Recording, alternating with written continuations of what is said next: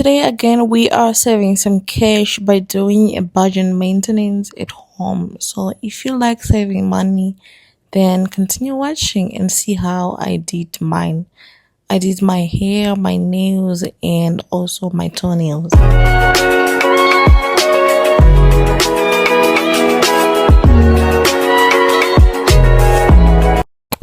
Hey guys, welcome back to my channel. In today's video we are doing a budget maintenance at home. I wanted to wash my hair in sun dried because I'm trying as much as possible to avoid the heat, but the weather is somehow, it's pre-winter, so no sun outside. I'm just going to work with that. This is the braid extension that I'm going to be using in the shade 1/900. I was a bit skeptical at first, but I'm just going to try it because this is my first time trying on this color. This is what it looks like outside of the packet. What I like to do first is to part my hair in half from ear to ear. That way it will be easy for me to map my hair and know where the front is starting and finishing and the back is starting and finishing. As you can see, I'm using my mirror to make sure my lines are as straight as possible, although it might not be as perfect as when you are getting it professionally done. I use the bridge of my nose to map out the middle part of my hair, and I also use gel to make sure the lines are as precise and straight as possible. And then I go on to tie the other part of the hair so it don't get on my hair as I am plaiting the other side. Since I am doing jumbo braids, I'm also parting the first part of the hair into two. Again, I am using the gel to precise the lines. I am going to be using the gel whenever I'm opening a new line. I know my hair has some residues from the styling gel that I've been using to style my hair, but it's okay because this is just for 2 weeks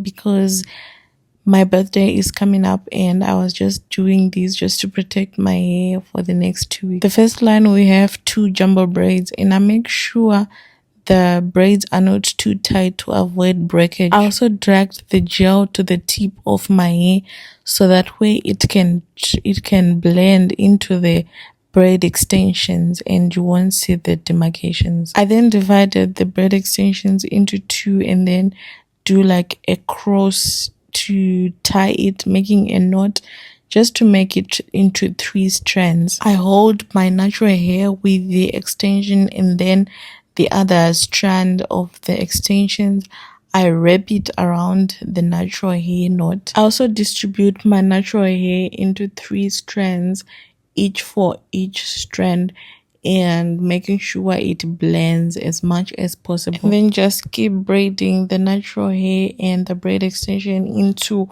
one jumbo braid. And as you go on with the braiding process, you might notice that one strand will be thin and you might want to borrow from the other strand that is much hair just to make it as equal as possible. And I also like to dip my fingers into the gel just to avoid those fly away, those stubborn hairs to fly. You notice that I am holding the part of the braid with my mouth because it's too long and my hand can't reach that far. But it's totally okay. I am not eating it. And as you reach to the end of the braid, you notice that you have maybe like 2 strands. So you like to dip your fingertips into the gel and twist the ends just to further seal it. And there you have your braid is done. I know it's not as perfect as it may look when professionally done by a professional hairdresser. So like I said before, the first line we have 2 jumbo braids and then we go on to the second line. The second line we have 3 braids.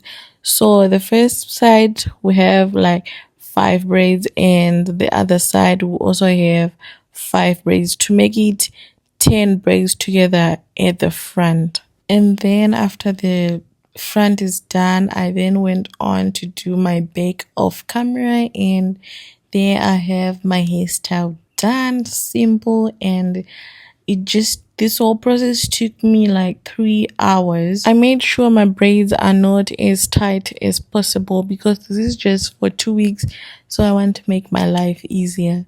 So I then go in and trim the unnecessary ends and then dipped the braids in hot water just to minimize the flyaways. I also wanted to do my cluster lashes, but I realized that my glues are dried up, so I can't. Maybe next time. But yeah, guys, let's move on to the nails.